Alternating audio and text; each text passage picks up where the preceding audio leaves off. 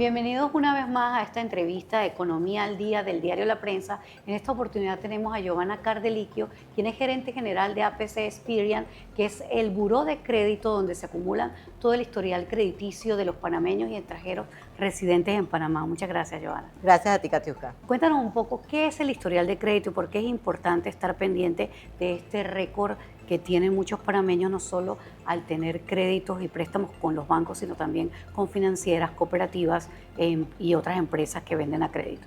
Así es. Bueno, nosotros básicamente tenemos la gran masa de todo lo que es créditos y financiamientos en Panamá, que son reportados por más de 1.200 agentes económicos que todos los meses, según lo que indica la ley, cada 30 días están obligados a reportar la información, tanto positiva como negativa. Y eso es importante porque mucha gente piensa, si estoy en APC es porque estoy moroso. Y eso es un concepto erróneo. Si estás en APC es porque tienes alguna facilidad de crédito o de financiamiento que está siendo reportada mensualmente. Entonces, si pagas, vas a salir que pagaste. Si no pagas, va a salir que tienes una morosidad. Y si vas acumulando morosidad, pues ahí va a salir también 30 días, 60 días, 90 días.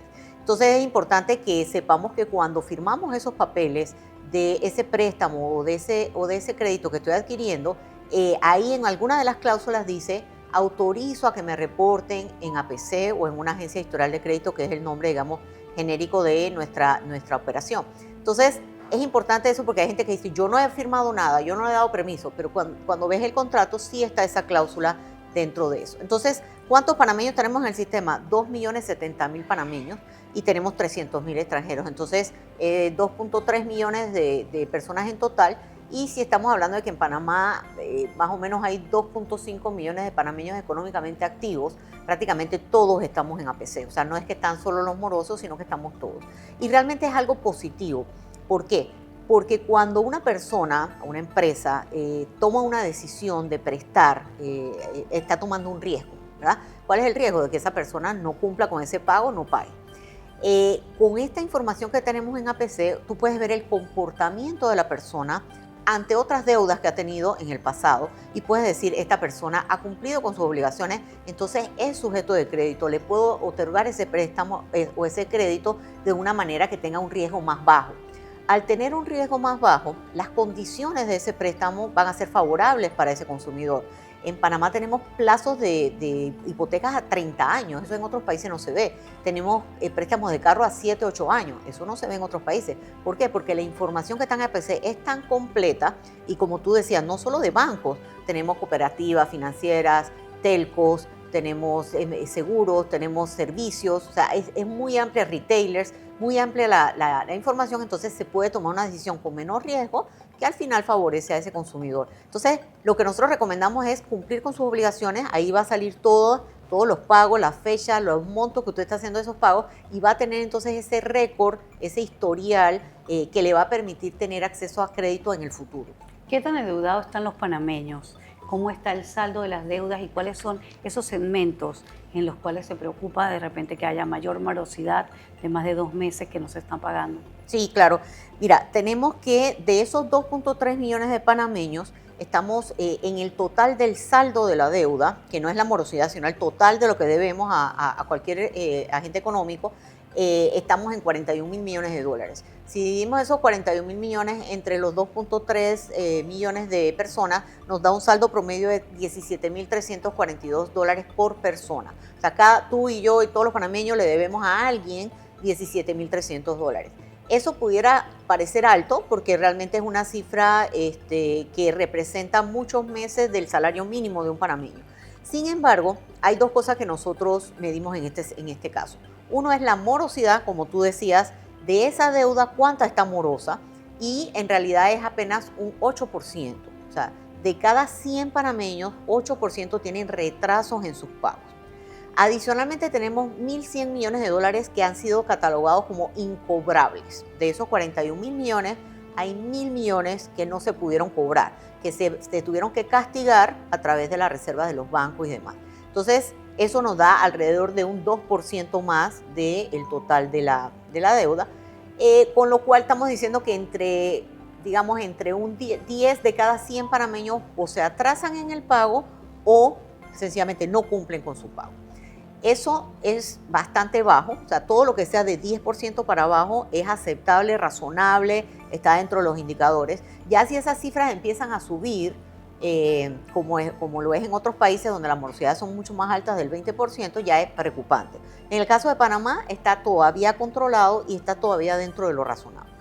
¿Cómo está la situación con las tarjetas de crédito? En pandemia vimos que muchas personas se despojaron de sus tarjetas de crédito, las entregaron, las refinanciaron, Sí. y ha vuelto a surgir el tema del financiamiento de tarjeta de crédito, pese a que es un producto con altas tasas de interés. Así es.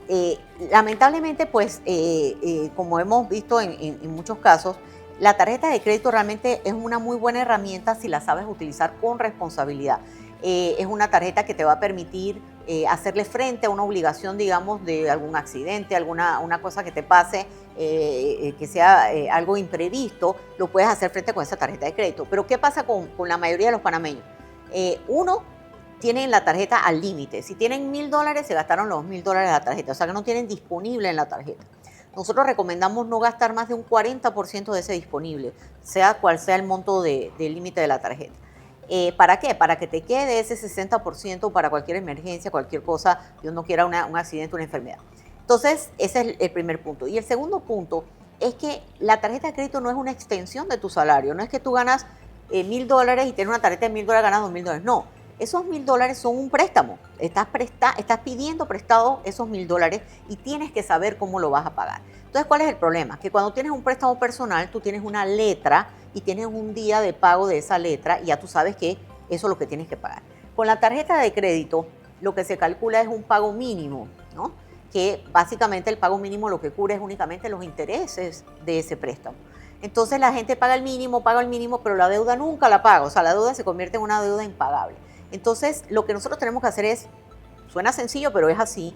Si yo voy a comprar un televisor de $1,000 porque ahora viene el mundial, quiero ver el mundial, no hay ningún problema, usted compra su televisor, pero ¿cómo lo va a pagar? Entonces dice, bueno, me lo pago con el 10º de agosto, con el 10º de diciembre, con un bono que voy a recibir, lo voy a pagar de 100 en 100 por 15 meses, más o menos eso es lo que termino pagando con los intereses. Entonces, yo tengo que saber cómo lo voy a pagar. Si yo sé cómo lo voy a pagar, entonces yo hago mi plan de pago. Ya no es el banco el que me dice, paga tanto por mes. No, yo hago mi plan de pago y cubro esa deuda, de manera que me vuelva a quedar ese disponible. Entonces, las tarjetas de crédito, fíjate, en el último año, de abril a abril, $9 millones se fueron a cuentas incobrables en tarjetas de crédito. $9 millones, o sea, es bastante dinero. Y las tarjetas, estamos hablando de que aumentaron de 750,000 a 816,000. Las que están vigentes. Las que están activas y en circulación. O sea, estamos hablando que 66,000 tarjetas nuevas en un año. O sea, que la gente sigue, digamos, con la tendencia de utilizar tarjetas de crédito y de adquirir tarjetas de crédito que se le ofrecen, pues, eso es bancarias. También tenemos tarjetas de crédito no bancarias, que son las que se utilizan, por ejemplo, tarjetas de lealtad en los retailers y demás. Esas tienen una morosidad muchísimo más alta. La morosidad en las tarjetas de crédito está alrededor del 10%. Es la más alta del sistema. Exacto. ¿Qué pasa con los otros segmentos de crédito, como de autos, personales y las hipotecas? Sí, fíjate que obviamente de esos $41,000 millones, $21,000 millones son hipotecas. O sea que el panameño... ¿Residenciales y comerciales? Residenciales únicamente, o sea, personas naturales. Entonces, lo que estamos hablando es que el panameño tiene dentro de sus aspiraciones tener una casa propia. No necesariamente es así en otros países, hay personas que rentan toda la vida y no tienen ningún problema con eso. El panameño quiere tener su casita o tener su apartamento. Entonces, y por eso vemos que hay bastante oferta en el mercado. De hecho, el mercado de bienes raíces viene un poco golpeado desde la pandemia. Los precios de las propiedades han bajado, pero sí vemos que esa tendencia es a comprar o adquirir una hipoteca. Muchas veces lo haces en pareja o muchas veces lo haces solo, pues ahí tienes la hipoteca. $21,000 millones. De esos $21,000 millones, el saldo moroso es 5%. Es decir, la hipoteca generalmente tiene un término de pago o una forma de pago a través del descuento directo. Entonces, mientras la persona mantenga su trabajo, la persona va a seguir pagando esa obligación.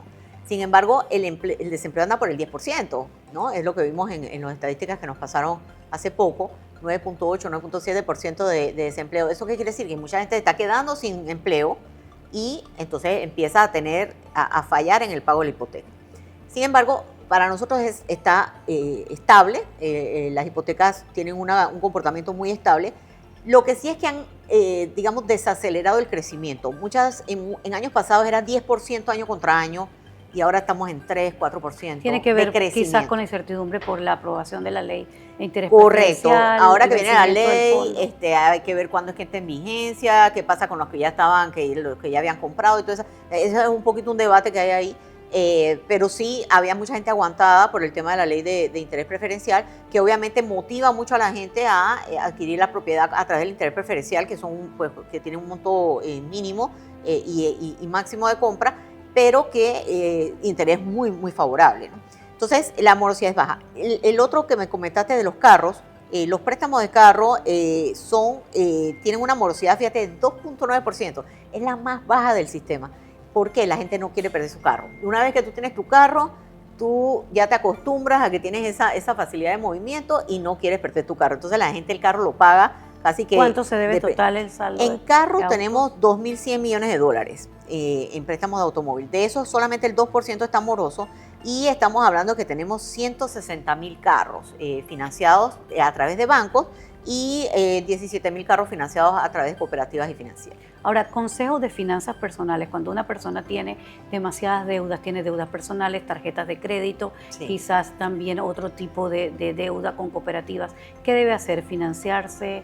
¿Refinanciar su deuda? ¿Programarse? Mira, llegar es que a acuerdos? Depende mucho del caso de cada persona, ¿no? Yo lo que recomiendo es que se acerquen a alguna de las tantas instituciones financieras que tenemos en Panamá, que realmente tenemos 43 bancos, tenemos más de 200 financieras, tenemos cooperativas, o sea, hay opciones, ¿no? Entonces yo pienso que una persona puede ir y decir, esta es mi situación, esto es lo que yo debo, cómo consolido de repente esa deuda en una letra, pero siempre con el espíritu de poder cumplir con esa obligación. Porque si usted va a consolidar y al final no cumple, está peor que como estaba antes, ¿no? Entonces, yo lo que recomiendo es que se revise cada caso. En algunos casos aplica, por ejemplo, decirle a la persona, cancele esta tarjeta, póngase, o sea, termine este préstamo y entonces ahora adquiere este otro. Es muy variable porque depende de la situación de la persona y depende también de la capacidad de pago de esa persona.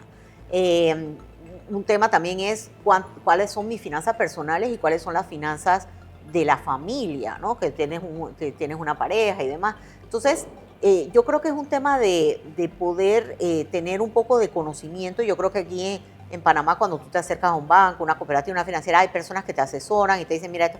Pero yo lo que haría es cotizar en diferentes lugares, ¿no? De repente 3 cotizaciones de diferentes que me aconsejen, ver no solo la letra, porque mucha gente se enfoca y que puedo pagar una letra de $200, pero es a 80 meses, ¿no? Entonces, de repente una letra de 250 en muchos menos meses, ¿no? Entonces, todo eso hay que tomarle en cuenta. Pero sí, yo creo que tiene que partir del compromiso de la persona de hacerle frente a sus obligaciones, porque la vida nos va llevando a diferentes etapas. Primero empezamos a trabajar, necesitamos un carro, una tarjeta de crédito, después la vivienda, después vienen los colegios de los hijos, o sea, es toda una vida que yo tengo que tener de planificación financiera. Entonces, yo lo que recomendaría es eso, o sea, que las personas vayan a diferentes lugares, coticen con diferentes agentes económicos y vean pues qué es lo más favorable para su caso. Ahora, cuando ya se acerca de repente una situación como el alza de las tasas de interés, ¿cómo hacer? ¿Qué deuda debo mantener? ¿Cuál debo refinanciar? ¿Cuál debo consolidar? Sí, ese es un tema complejo, ¿no? Porque las tasas de interés, cuando el FED aumenta las tasas, nosotros aumentamos las tasas acá, pero cuando el FED las baja, a veces no las bajamos acá porque pues es un tema de demanda y también de oferta de mercado. Porque acuérdate que el banco al final hay una diferencia entre lo que le cobra al que le presta y lo que le paga al que le deposita. Entonces, ahí es donde está esa matemática. Entonces, yo creo que el tema de las tasas de interés, como te digo, en Panamá a mí me parece que las tasas de interés son bastante razonables. Nosotros vemos, por ejemplo, Costa Rica, una tasa de interés de una tarjeta es 40%, 45%. Aquí la máxima creo que es 20 y algo. Entonces, obviamente, tenemos el dólar, no tenemos devaluación de moneda y eso también nos ayuda. Entonces, yo creo que las tasas de interés en Panamá están bastante estables. Obviamente hay gente que se preocupa porque, por ejemplo, compró un carro al 8% y le mandaron una carta que ahora es el 10%. pero pasa, o sea, es parte de la oferta de libre mercado. Entonces yo te diría que el tema de las tasas de interés hay que tomarlo en cuenta cuando haces ese análisis de si vas a adquirir un préstamo o financiamiento, qué tasas están cobrando, qué otros gastos están incluidos en ese préstamo, gastos de cierre, seguros, otras cosas. Entonces hay que hacer un análisis completo de la situación y pues asesorarse bien, ¿no? Para poder adquirir una deuda que al final se pueda pagar, se pueda cumplir y tu historial de crédito siempre esté bien, de tal manera de que puedas seguir adquiriendo deudas en el futuro que van a poder ser bien pagadas. ¿Qué pasa cuando una persona dice, caí en la PC? Ya explicaba que es normal, todos estamos en la PC, todos mientras seamos sujetos a financiamiento. ¿Qué sucede cuando está en rojo todo? Bueno, es un tema de que nosotros solamente mostramos los últimos 24 meses del comportamiento de esa deuda y tenemos una prescripción de 5 años. O sea, una vez pasan los 5 años cumplidos después del último pago realizado en esa deuda, nosotros tenemos que eliminar esa información del sistema. Entonces, ¿qué quiero decir con esto? Que hay esperanza, o sea, no es que si estoy mal en APC hoy, voy a estar mal en APC toda la vida. No, yo empiezo a pagar y esos pagos se empiezan a reflejar en el sistema y se va limpiando el expediente. Entonces, es un tema de básicamente tener esa disciplina de hacer un plan de pago, empezar a mejorar y usted va a ver cómo ese historial le va a ir cambiando los últimos 24 meses, le va a ir cambiando las deudas prescritas y de esa manera, pues, como quien dice, puedo comenzar de nuevo. ¿Puede un panameño común y corriente revisar su historial de crédito? ¿Dónde acude y cómo hace para saber y leerlo bien? Claro, mira, puede ir a cualquiera de nuestras sucursales, estamos en Albrook Mall, estamos en Metro Mall, estamos en David en el Super Romero, estamos en las oficinas de Acodeco en Penonomé y en Chitré. Entonces ahí va y se le imprime el historial y se le explica. Oye, ¿esto qué es? ¿Por qué me salió esto? ¿Qué significa esto? Los muchachos, agentes nuestros, le van a explicar toda la información para que usted pueda entonces ir al agente económico y si hay alguna información incorrecta o lo que fuera, pues corregirlo. Eso es gratuito y eso está disponible las veces que la persona lo quiera. Si usted no quiere ir a un centro de atención porque el tranque, las protestas o lo que sea le impiden ir, entonces puede bajar un app que está en Huawei, está en Apple y está en Samsung, en las tiendas, que se llama APC Experian. Ahí usted va a hacer un proceso de verificación de identidad porque nosotros no le podemos dar por ley el historial tuyo, no se lo puede dar a nadie, solo a ti. Entonces, hace un proceso de verificación de identidad, se va a tomar una foto, va a escanear su cédula, que por cierto solamente aceptamos las 2 últimas cédulas expedidas por el Tribunal Electoral. No aceptamos pasaportes, así que los extranjeros sí tienen que ir al centro de atención. Y una vez entonces completas ese proceso, vas a tener una cuenta, vas a crear una cuenta y vas a tener por 3 meses gratis el acceso a todo tu historial de crédito y al score. El score no lo damos en los centros de atención, pero sí lo damos en el app. Y luego, si quieres comprar la suscripción, hay 3 planes, uno trimestral, uno semestral y uno anual, donde el más caro, el más alto, digamos, es $12.99 al año, que es apenas $1 por mes, donde vas a poder ver la información todo el tiempo. Y yo recomiendo tener el app, ¿por qué? Porque, por ejemplo, tú haces un pago, pero Dios no quiera, la persona digitó mal el número del préstamo y resulta que te sale que no pagaste.